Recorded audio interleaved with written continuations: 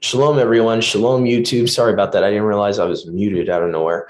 So we're back for this week's Torah reading, our half Torah reading. So I'm going to be starting our half Torah reading off with Deuteronomy 32 to 34. As always, I'm going to be putting my scriptures on the screen here from the word software. So let me just get that up real quick.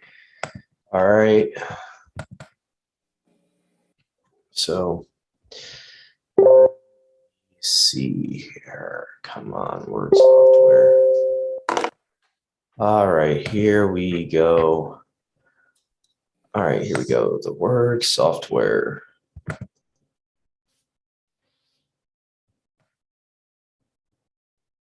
Okay. All right, here we go. Okay, so Deuteronomy 32 to 34. Go to compare view. Select Bible text to compare. All right. I think for the Septuagint, I'm going to do Complete Apostles Bible and Samaritan Pentateuch and the Targum Onkelos. Here we go. All right. Deuteronomy 32. Why do I have that extra one on the compare? Let me just fix that really quick. That should not be on there.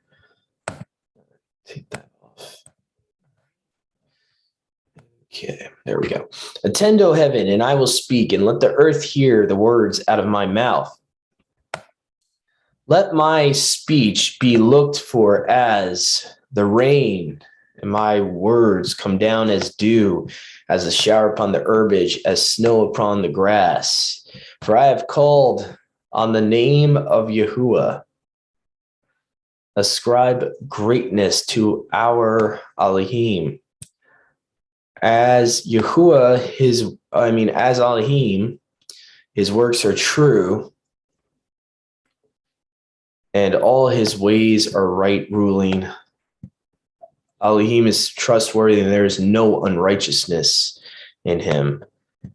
Just as righteous and set apart is Yahuwah. They have sinned, not pleasing him. Spotted children, a crooked and perverse generation. Why does that sound so familiar? You crooked and perverse generation seeking after a sign. So interesting that Moshe is being inspired by Yahuwah here to write this idea that the generation he's dealing with is a crooked and perverse generation. Make a little physical note of that. Crooked and perverse generation. All right. It's interesting as the Onkelos kind of expounds here what he's talking about by a perverse generation. Talks about corrupted, they have corrupted themselves, and not him. Children who worship idols, a generation that changes its work and makes it another. Interesting. Go ahead, Brother Joshua. I see you got your hand up. Just the spotted children part reminds me of what Jude says, that they are blemishes in your love feast. That is, let me check that real quick. I think that should be Jude. Is it 1:8? Or let me see here. I'm trying to remember exactly where that is in Jude. Let's see here. Try something real quick. Shouldn't be that hard to find. Jude has only like 19 verses or something. Let's see here. Let's just start at verse 6. Again, in the same way, pollute their bodies, they reject authority, they slander things against the esteemed ones. These are the ones who are hidden reefs in your divine selfless love feast. I like how it says reefs in a bad connotation. That's kind of interesting. The Son of Man Bible. These are ones who are hidden reefs in your divine selfless love feasts. They feast shamelessly, feeding only for themselves, which I could kind of say I can attribute Saturnalia to that. That it's our self-appointed feast that we just care about ourselves. It's not really about Yahuwah. If you ask anyone about why they don't want to give up Christmas, don't take away my Christmas. They are clouds without water carried around along by winds. They are autumn trees without fruit, twice dead, torn up by roots. They are violent waves of the sea, foaming out their own shame.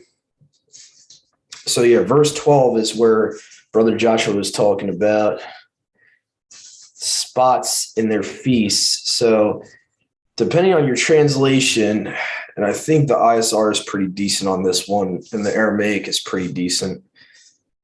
In context, it is most likely talking about his Leviticus 23 feast, most likely. These are those who are defiled in their feasts and run riot while feeding themselves without fear, clouds without rain that wander with the wind, trees whose fruit has died, who are without fruit, which have died twice, and they have polluted up from their roots. Which, by the way, even Paul talks about for the Passover, you shouldn't be a glutton, especially on that day. He actually warns against it, about the Passover, not to actually, what is it, Mom? Paul talks about you should have a small little meal before going to the Passover so you don't overeat and all that. There's like an actual verse that Paul talks about. It actually says that you have food at home, you should eat. Yeah. Pretty much. Yeah, like don't come to there and start pigging out. Yeah. Go ahead, Joshua. I see you got your hand up. I'm sorry, Jude talks about the same thing. I was mistaken though. The part that says blemishes is actually 2 Peter 2:13. He words it a little bit different, but it's the same thing. It says, and shall receive the reward of unrighteousness as they that count it pleasure to riot in the daytime. Spots they are, and blemishes, sporting themselves with their own deceivings while they feast with you. Wow. Yeah. So that's a good warning that not to be a glutton and all that. And I think that's the context of what Paul was trying to say about Passover, is that you have food at home. Don't come unreverently or impiety like to Yahuwah's feast and start pigging out like you have no manners, and all that. And so very, very important to go through all that. Let's see. So we're at verse 6 here of Deuteronomy 32.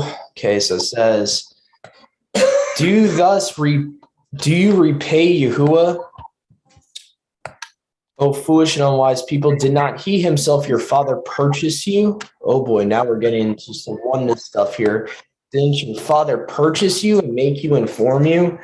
Which, FYI, in the New Testament says that we were bought with a price by Yahusha. Okay. Yeah. So this is an interesting parallel here. So did he not purchase you? I find it interesting. It literally word for word is linking to the New Testament from the Septuagint there, because I think the other versions are not as literal with the parallel there. Ooh, you all right, Mom? Yeah, I just got something in my throat. Yeah, because the other ones are a little weirder in the wording. Like one of them says, it just talks about receiving the law, but it doesn't talk about the purchasing. I find that interesting. It's like they're trying to take away the oneness there, the Jewish versions. I would not be surprised if there was some rabbinical tradition of, okay, we got to take away this idea of this person called Yahusha being the one that originally purchased them. So because I noticed the Septuagint's the only one that says purchase in verse 6 here. The other ones just say he has, the Samaritan Pentateuch also says that he has bought you. Okay. All right. So the Samaritan Pentateuch adds a second witness there. Okay. But the Targums don't, from what I'm looking at. It just says, have you not become wise? Is he not your father? You are his who made you? Okay. It says bought all the way at the end of the verse, so they worded it a little differently. Okay, my bad. I take that back. Even the Targums have it. Okay. So that's interesting. So Yeah. 3 witnesses. All right. Remember the days of old. Consider the years from past ages. Ask your father, and he shall relate to you. Ask your elders, which elders can either be people in office or, people that are older than you. Elder can be in authority or actually someone that is, your elder, someone that's older than you that would be like, your grandfather would be an elder, your mother would be an elder, your dad would be an elder, in that biological sense or even age sense. Okay, so verse 7 says, ask your father, he shall relate to you. Ask your elders, and they shall tell you. Go ahead, Brother Joshua. I see you got your hand up. It just reminds me of the verse that says to ask for the ancient past. Yeah, that's I think that's Jeremiah 16, if I'm not mistaken. Let me see here. Or it might be 17. Let me just look that up real quick. So I know I've seen that before. Let's see here. Jeremiah 16.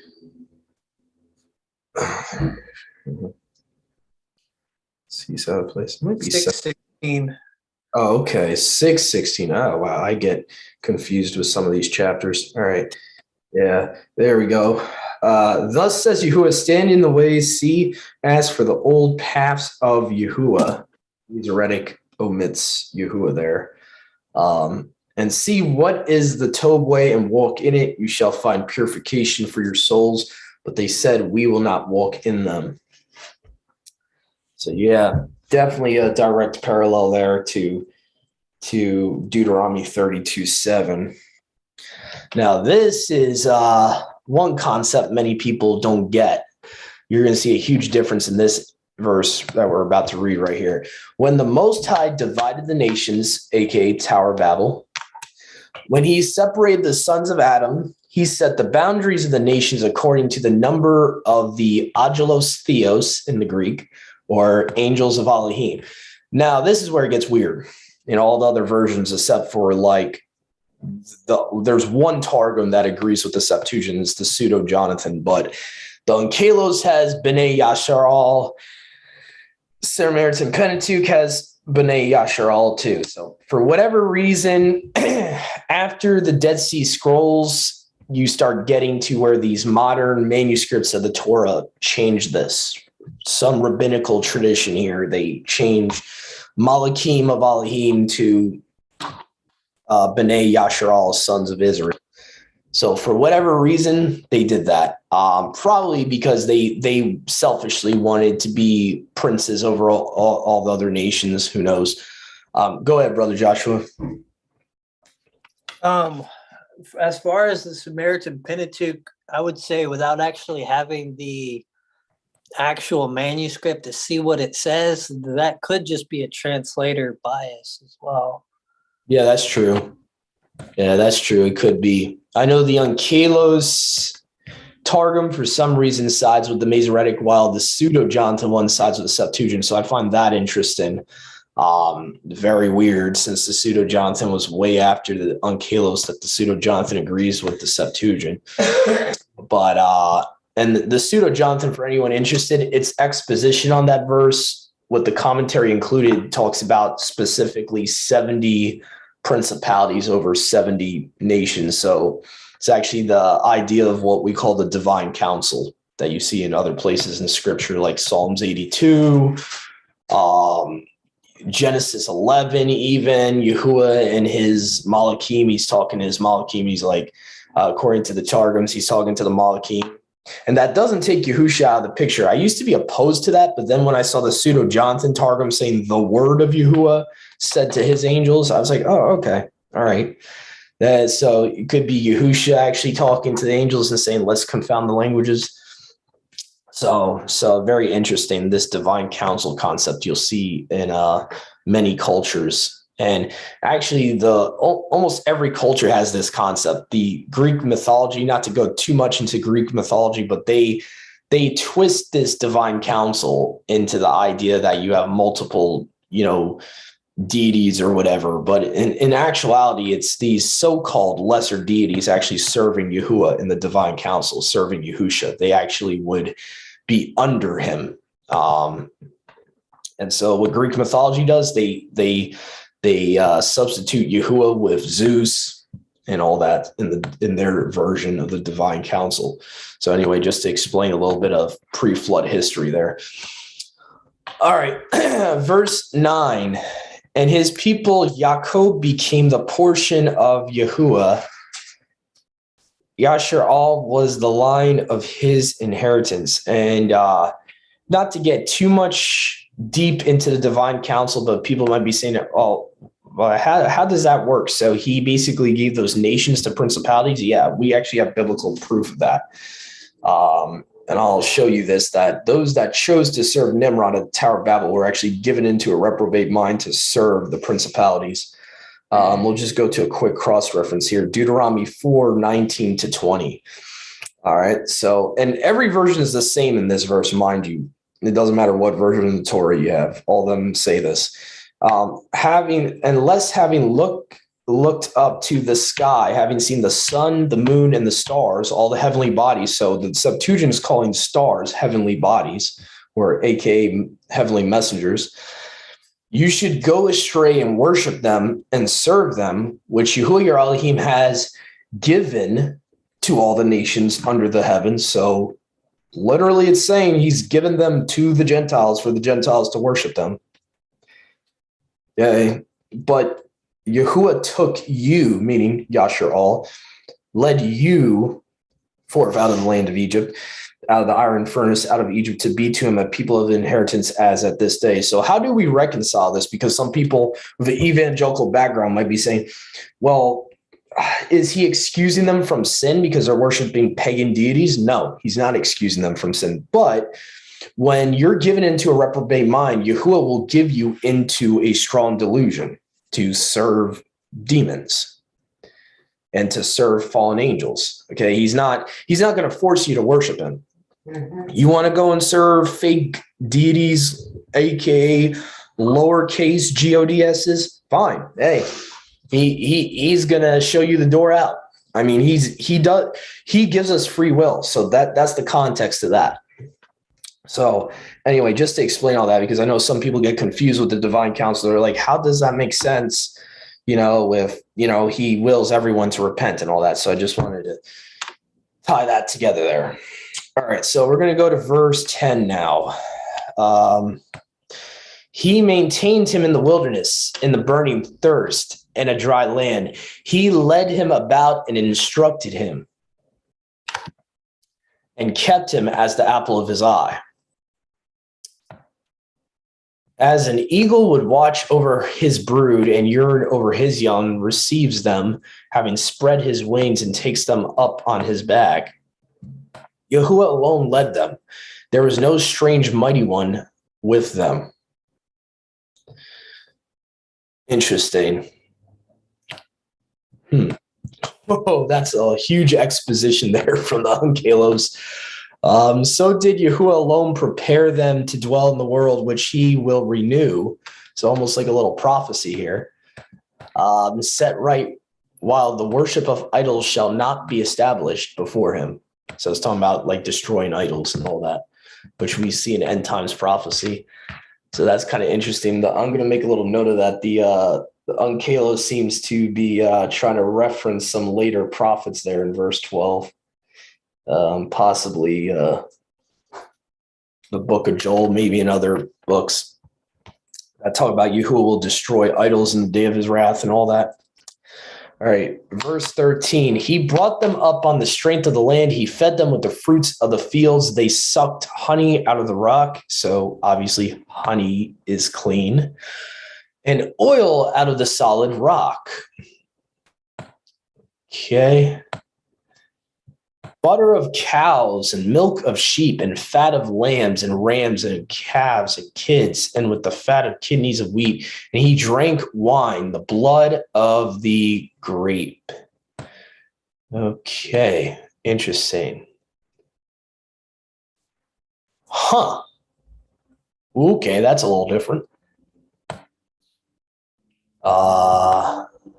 He gave them the spoil of their kings and sultans, with the riches of their princes, the strength of their people, of their lands, their possessions, the booty of their armies and camps, and the blood of their heroes was poured out like water. That's kind of an interesting exposition there.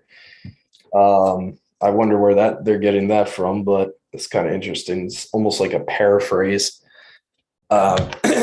Anyway, so Jacob ate and was filled, and the beloved one kicked.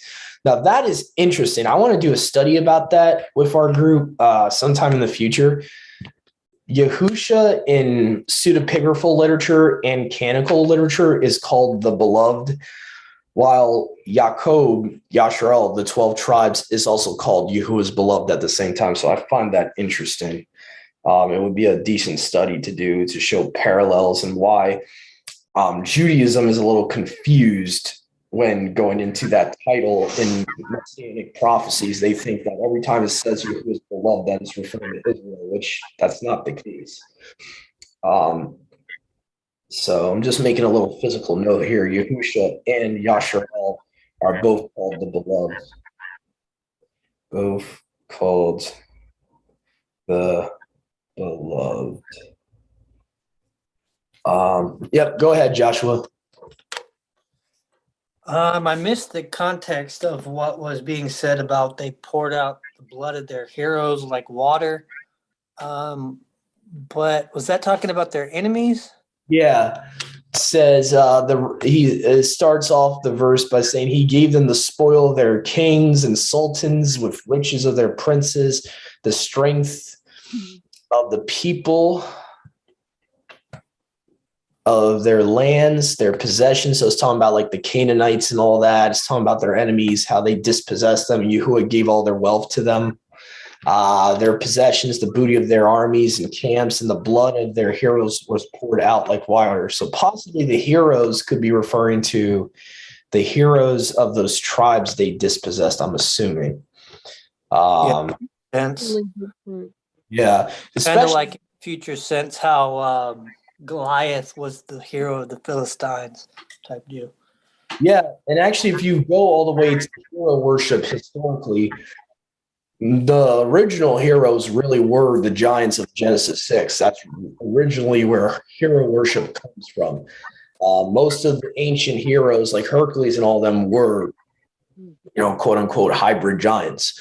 So it would make perfect sense to be interpreted that way, because that's historically how they looked at it. Even Dionysus supposedly was a hybrid, and all those guys from Greek mythology, all of them like, I think Perseus was one too. The movie Wrath of the Titans, he's a hybrid too. So all of them, the heroes of old, the heroes of ancient times. Yeah. So yeah, the Canaanites would have worshipped one of them. So would have the Hittites, the Girgashites, and all that. Yeah. So it says the beloved one, going back to verse 15, kicked, he grew fat, he became thick and broad. Then he forsook the Elohim that made him and departed from Elohim, his savior. Okay.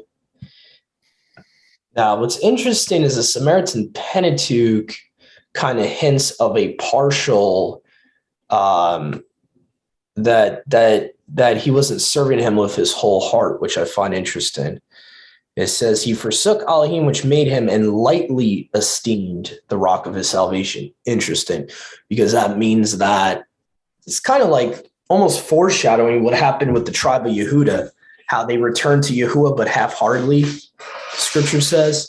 So it kind of foreshadows prophetically what happened to the southern house. And so I just want to make a little note of that in verse 15 of Deuteronomy 32. So Samaritan Pentateuch's a little different, has lightly esteemed the rock of his salvation, which is another interesting oneness thing, because Yahusha in the third person in the Brit Hadashah refers to himself in third person as the rock. He says, if you build your foundation on the rock, your house won't crumble and all that. Yep. Go ahead, brother Joshua.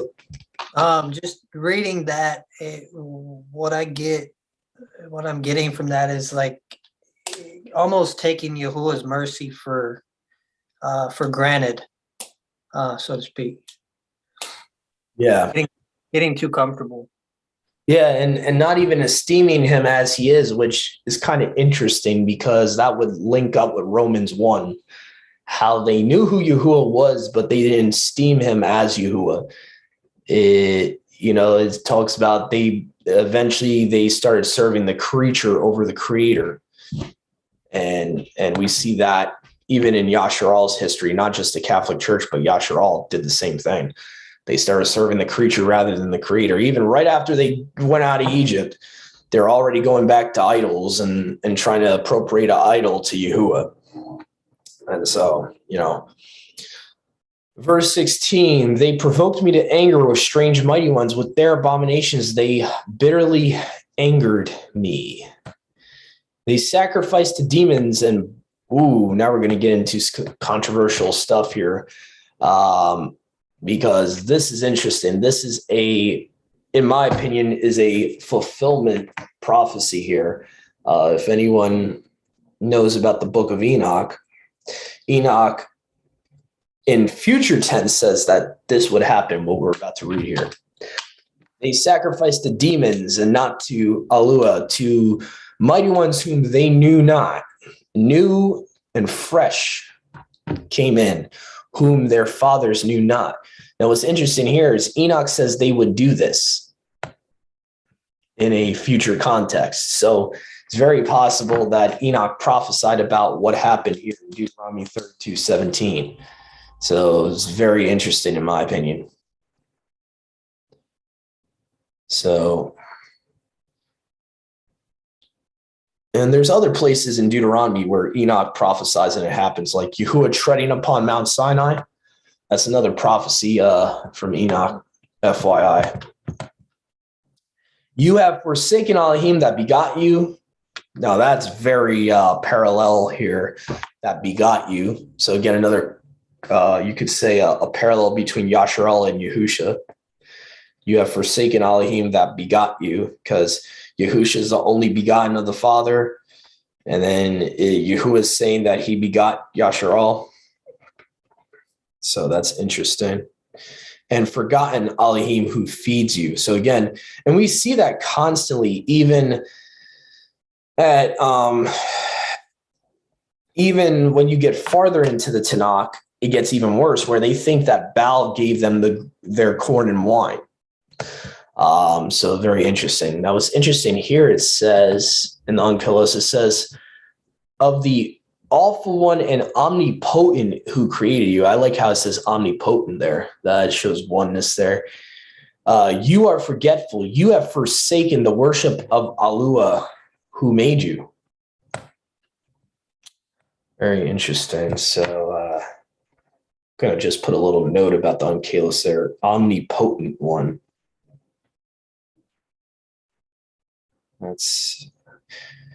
And Yahuwah saw and was jealous and was provoked by his anger of his sons and daughters, and said, I will turn my face from them and will show them what shall happen to them in the last days. Now, this is what's very interesting. The way it's worded in certain versions, you would think, oh, it's just talking about latter times or whatever. The Septuagint makes a note to, and it could just be the translator understanding the context here, but the Complete Apostles Bible definitely hints that this is a end times prophecy here. It's saying what will happen to them in the last days. For it is a perverse generation, sons in whom is no trust or belief. Where have we heard that before? Perverse generation that has no faith. Sounds familiar. They have provoked me to jealousy by that which not Elohim. They have exasperated me with their idols, and I will provoke them to jealousy with them that are not a nation. I will anger them with a nation void of understanding. I see a lot of teachers out there trying to say that this is referring to the house of Israel. The problem I have with this is That's not true. It's not only the house of Israel that was not a nation. Okay. It's not only referring to Ephraim, it is referring to ethnic Gentiles in context. It's talking about a foolish nation. It's talking about pagans that would be grafted into repenting and choosing to worship the true creator. Because you'll see this later on in the book of Hosea. Hosea is a direct reference to this verse here. In the prophecy of Hosea, it's talking about they were not my people. Obviously, the pagans in their times past, the heathen nations were not his people. I think we can all agree with that. Okay, so when it's saying they were not my people, now they're my people, you can't say that's only lost house sheep. I'm not saying that it's not the lost house of Israel. What I'm saying is it's not only ethnic Israelites. And I see a lot of people out there promoting that. And it's not just one type of camp out there. It's even people that are not BHIs at all promote this idea. That's only ethnic Ephraim that became like Gentiles. I disagree with that. I think it's a combination of ethnic Gentiles and the house of Ephraim that got scattered and all that. So anyway, go ahead, Joshua. So would you say that the ones that are being provoked to jealousy and the ones that are angry about this nation, void of understanding, are those that are jealous and angry and teaching that Gentiles can't be saved, can't be grafted in? I think there's I would agree with you. There's at least maybe not a physical connection, but a spiritual connection to that concept, that the spirit that's causing people to be angry and to make up false doctrines that ethnic Gentiles can't be saved. They're being driven by a spirit, and a spirit is telling them to say that, where Yahuwah's spirit is not going to tell them to say that, because clearly we see in Romans 11, Gentiles, according to the flesh, cannot refer to ethnic Israelites. You can't have it both ways.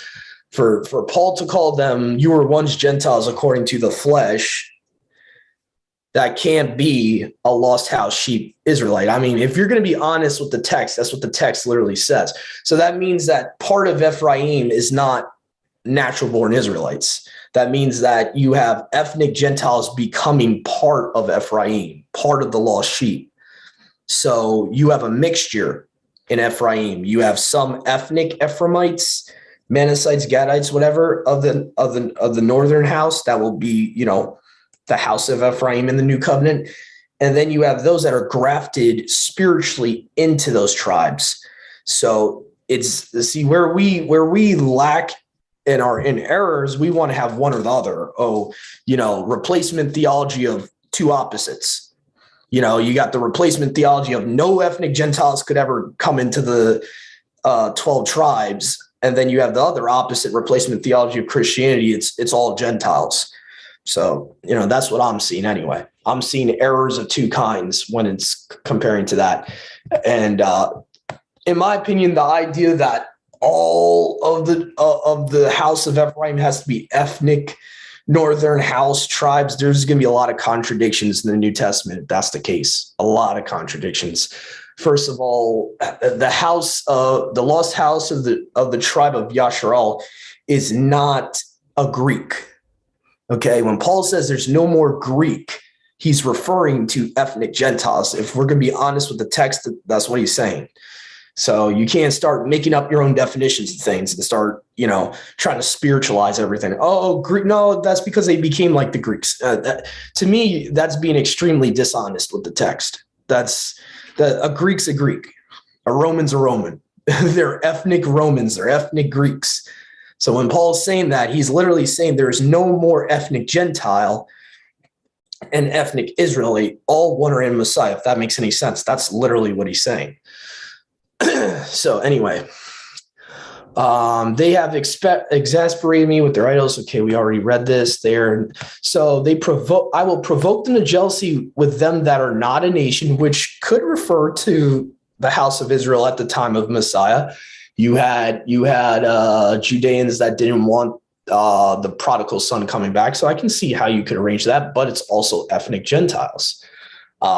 And them that are not a nation, I will anger them with a nation void of understanding, which to be honest, I think we can all agree ethnic Gentiles that are never raised with the Torah would have void of understanding of the scriptures. I'm pretty sure we would all agree with that. Someone that's born pagan. Okay. For a fire has been kindled out of my wrath. It shall burn to hell or Sheol below. It shall devour the land and the fruits of it. And it shall set on fire the foundations of the mountains. I will gather evils upon them and will fight with my weapon against them. They shall be consumed with hunger and devouring of birds, and there shall be irremediable destruction. I will send forth against them with the teeth of wild beasts and with the venom of serpents creeping on the ground. Okay. And I would like to look at that after we read this chapter. I want to look back to the word they're using for serpents. I have a feeling it's not supposed to be serpent. But anyway, outside the sword shall bereave them of children, and terror shall issue out of the secret chambers. Interesting. Secret chambers. The young man shall perish with the virgin. Okay. The suckling with him who has grown old. I said, I will scatter them, and I will cause their memorial to cease from among men. Now, that's interesting. Yahuwah will cause their memorial to cease from among men. Interesting. Were it not for the wrath of the enemy, lest they should live long, lest their enemies should combine against them, lest they should say our own outstretched arm and not Yahuwah's has done all these things. It is a nation that has lost counsel, neither there is there understanding in them. They had not sense to understand. Let them reserve these things against the time to come.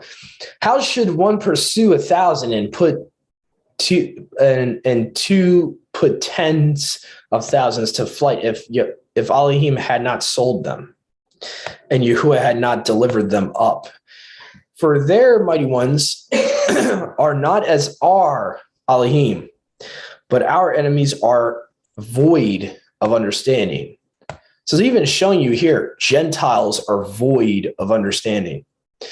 For their vine is of the vine of Sodom, and their branch of Gomorrah. Their grape is the grape of gall. That kind of reminds me a little bit of the Brit Hadashah there. Their grape is the grape of gall. What was Yahusha given on the stake? He was giving gall to drink by a Roman. Interesting. The cluster is one of bitterness. Their wine is the rage of serpents and incurable rage of asps. Whoa, okay, that's a little weird there. All right, that's an interesting difference there. The Targum on Kalos in verse 33 says see here, it says, the poison of dragons is the cup of their punishment. And as the head of the cruel basilisks. Oh boy, now we're getting into some controversial thing there. The basilisk is real? Are not all their works manifest before me, laid up in my treasuries against the day of judgment? I like how the Ankelos here says the day of judgment. So that's interesting. That's foreshadowing to the white throne judgment, in my opinion. Day of judgment. Okay, moving on here, verse 35. In the day of vengeance, I will repay whenever their foot shall be tripped up, for the day of their destruction near to them, and judgments at the hand are close upon you. For Yahuwah shall judge his people and shall be comforted over his servants, for he saw that they were utterly weakened and failed in hostile invasion and have become feeble. And Yahuwah said, where are their mighty ones on whom they trusted? The fat of whose sacrifices you ate, and you drank the wine of their drink offerings. Let them arise and help you and be protectors. Behold, I, even I am, and there is no mighty one besides me. Man, there's so many parallels here with Isaiah. This is crazy. I will make to live. I kill and I will make to live. I will smite and I will heal. And there is none who shall deliver out of my hands. Or I will lift up my hand to heaven and swear by my right hand. And I will say, I live forever. Whoa, okay. Oneness alert there. If you go to the book of Revelations, I'll try to get the cross-reference for you guys after this chapter. But if you go to Revelations, there's a clear connection with Yahusha there where he says, I was dead, now I live forever. So just saying. All right. For I will sharpen my sword like lightning. Oh, here's another connection here. As lightning from the east and west, so shall the coming of the Son of Man be. And my hand shall take hold of judgment, and I will render judgment to my enemies, them that hate me. I will make my weapons drunk with blood, and my sword shall devour flesh. It shall gorge itself with blood of the wounded, and from the captivity to the heads of their enemies that rule over them. Rejoice, you heavens, with him, and let all the angels of Elohim worship him. Wonder why they wouldn't want that there. Oh, I wonder why. Because that means that his right hand is being worshipped by his messengers. Because it talks about my sword shall devour, the very prior verse, my sword shall devour flesh, it shall gorge itself with blood of the wounded, and from the captivity of the heads of their enemies that rule over them. Then the very next verse says, let all the messengers of Elohim worship him. Yep, go ahead, Brother Joshua. That would debunk their theology that his right hand is just another angel like Metatron or Michael or whoever they claim him to be. Yeah, I think back then they claimed it to be an angel. I think today in mainstream Judaism, they just think his right hand is like our right hand. It's just, or they would allegorize it as like his authority. Like they like the same way that every time you see in the prophets, it talks about the word of Yahuwah came to them.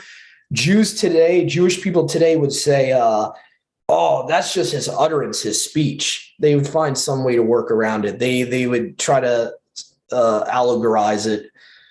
But actually, and this shows that Paul was quoting from the Septuagint. This is another verse that Paul directly quotes from the Septuagint, Deuteronomy 32:43. He quotes from this, I forget where is it, Mom? Romans, it says, let all the angels worship him. Where does it say that? Is it Romans, or I'm thinking it's in Romans, where it says, let all the messengers worship him. Let all the Malachim worship him. Let me find that real quick, because that's a pretty important verse there to show that he's not. And this is a good verse to show Seventh-day Adventists and Jehovah Witnesses that Yahusha can't be Michael. Okay, it's impossible. Because all means all. That means Michael, Gabriel, all of them worship Yahusha.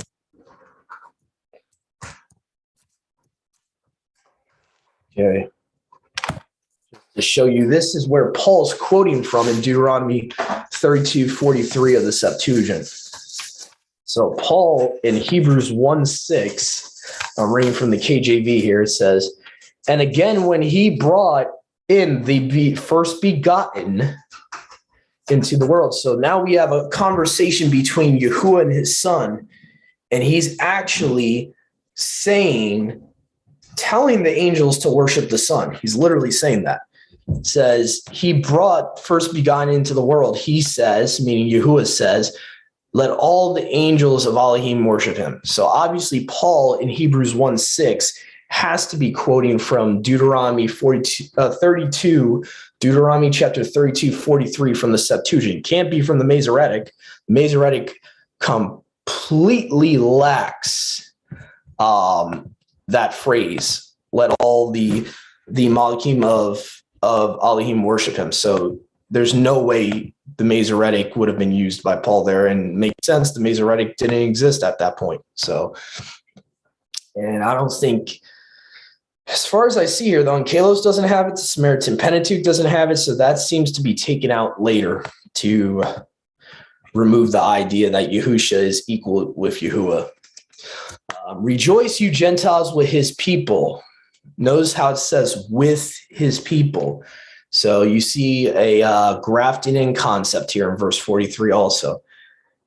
And let all the sons of Elohim strengthen themselves in him, for he shall avenge the blood of his sons. He shall render vengeance and recompense, right ruling to his enemies, and will reward them that hate him. And Yahuwah shall purge the land of his people. Interesting. So he's gonna reward those that hate him.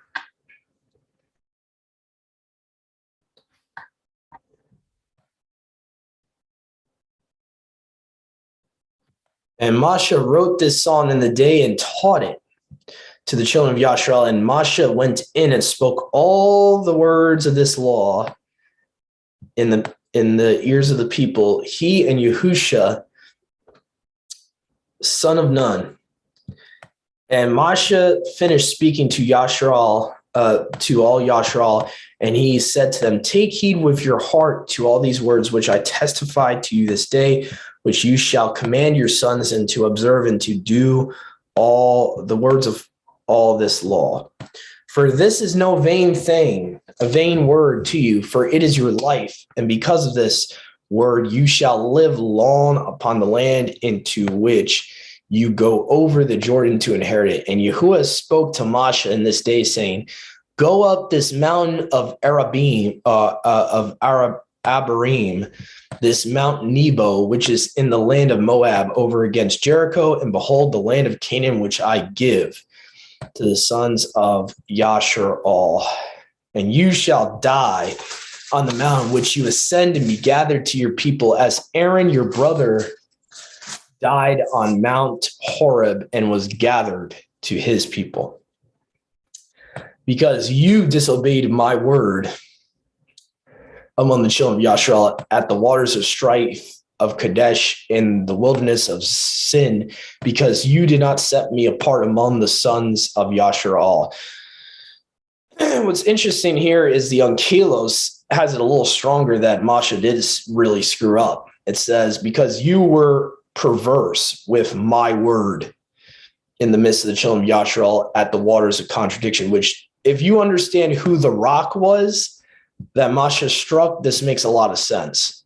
So Yahusha, according to Paul, Yahusha was the rock that Moshe struck twice with the stick. Okay, so the Onkelos makes a lot of sense that it says Moshe was perverse with his word. Okay, so all right, so the last verse of this chapter here, you shall see the land before you, but you shall not enter in it. Okay, and continues on here. I think there's a little differencing with the verse numberings here, so the rest of it's going to continue in the next chapter for the Septuagint, if I'm not mistaken. Oh no, it seems like they missed something. There's something missing there in the end of that chapter. Hold on a second. Let's see here. Okay, it says, for though you may see the land, yet from there you shall not go into the land which I have given to the children of Yashrael. Okay, next chapter. Chapter 33. Oh, before we do that, go ahead, Brother Joshua. I see you got your hand up. So I got a question. Is that's just referring to him not physically going into Canaan, not saying that he's not entering into eternity?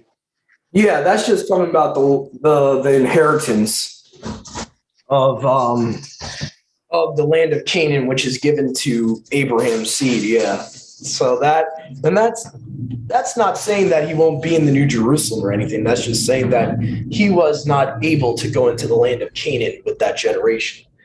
That was his punishment. He had to die watching them walk in there. So yeah, I know a lot of people get confused with that, and you could kind of get an idea that maybe he's punished more than that, but that's all we really get from the. It's punch. Not, Okay. so let me just see here. We're going to take a short little pause on the study here. I got to go for a little